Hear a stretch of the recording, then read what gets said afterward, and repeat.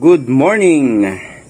Yan mga kaprobinsya, i-feature ko lang saglit itong aking mga pine-preserve ang flowering moments na mga bugis dito. Matagal na itong mga to, mag-isang buwan na mahigit. So, eto yung ating tinatawag na Guambilia White. Ganyan siya kung mamulaklak. At saka, ganito rin na katagal kung mamulaklak to. Nasa mahigit isang buwan talaga na hawak-hawak niya ang kanyang mga bracts. Mahirap mahulog tong mga to mga probinsya. Matutuyo na yan, hindi pa yan mahulog. Lalo na't nandito sila sa medyo lilim. Ganon din itong ating Singaporean pink. Ayan. Ito lang mga i-feature natin ngayon mga nasa lilim. So, kung namumulaklak na, ilagay nyo sa lilim. And then, ganito yung mangyayari. Medyo matatagalan bago mahulog ang kanilang mga bracts. Ayan o. Susulit natin. Itong isa rin na ito ay ito yung matagal ko nang ipinapakita sa inyo.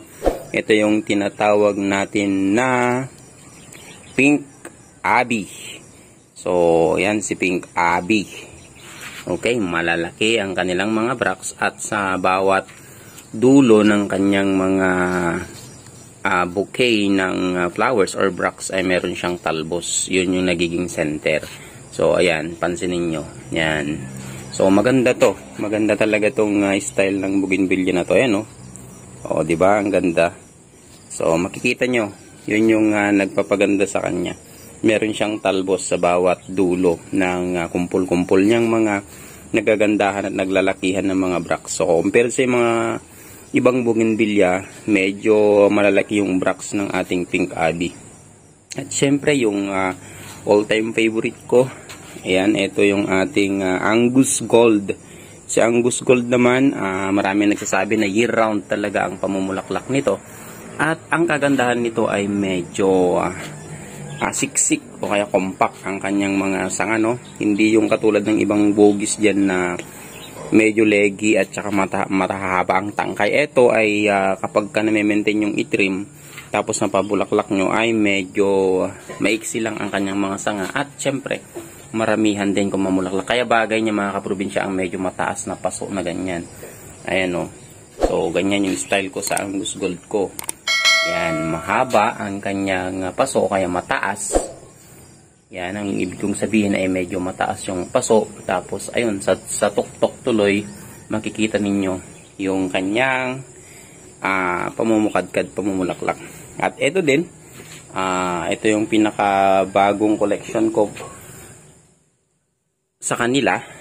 Yan, ito ay nasa ano pa lang, wala pang isang taon sa akin ito.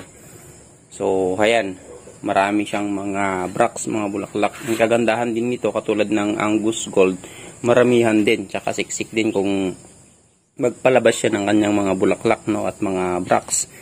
So, ito yung tinatawag din natin na Brisa Peach. Ayan, peach na peach ang kulay. Yan, tsaka maramihan. Okay? So, ayan, sana makapag-reproduce ako ng ganito para mapadami ko din kasi napakaganda pala. At isa pa itong ating Magic Sakura dito. Ayan, lagi ko itong pinapakita sa inyo. Pero ayan, kita nyo naman, maganda talaga itong Magic Sakura, tsaka matagal ang pamumukadkad niya. Matagal bago mahulog ang kanyang mga bracts. Ayan, medyo lumalago na siya at dumadami na rin ang kanyang mga sanga, kaya medyo malaki na siyang tignan. Di na katulad nung dati nung pinakita ko sa inyo nung mga unang exposure niya, maliit pa siya noon. Ngayon, ayan, napakaganda ng ating Magic Sakura. At syempre, ang susunod naman ay itong ating Fantasy Red. Si Fantasy Red naman, yan, maliit lang siya. Yan, pero ganun din, napakarami na rin ng kanyang mga mga bracts. Nahulog na lang kasi yung iba. Ayun, oh. Yan. So, ayan, mainam din siyang ikolektahin at ilagay dito sa lilim. At syempre, yung isang medyo mahiwaga ang kulay na bougainvillea natin, ito yung ating tinatawag na Nescafe. Ayan, ewan ko ba kung bakit Nescafe. Siguro katulad siya ng packaging ng Nescafe, na kulay red. So, ayan, napakaganda rin nito. Ayan.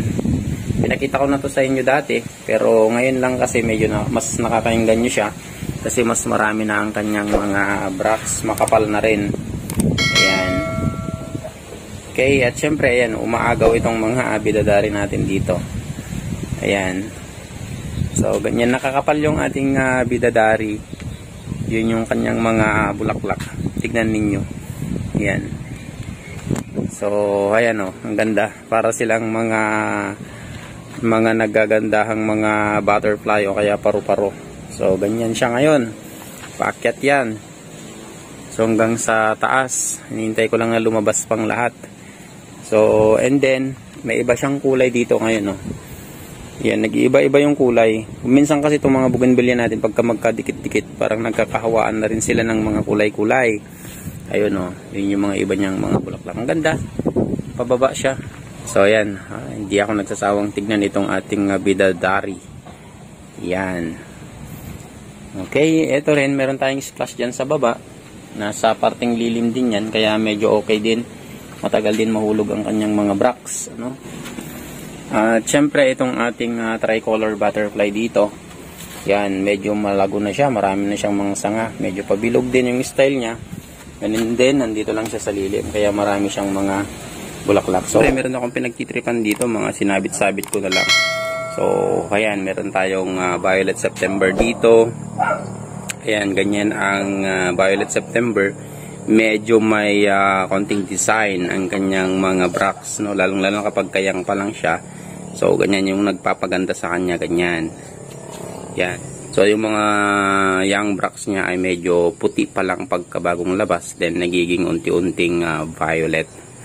Yun. At saka syempre, meron tayong mahara o kaya 36 petals dito. Medyo ano lang siya, kinulang siya nutrition kaya naging ganyan yung mga bulaklak.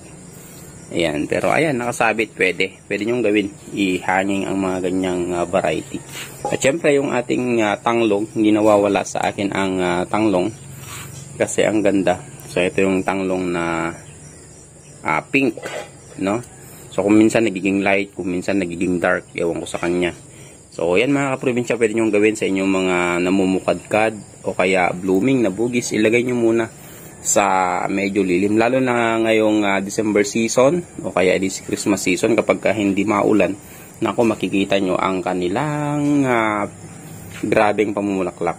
So ito yung season kung saan mapapabulaklak na talaga ng marami ang inyong mga bougainvillea kasi nga mahaba ang night time o kaya yung dilim, no, ng gabi.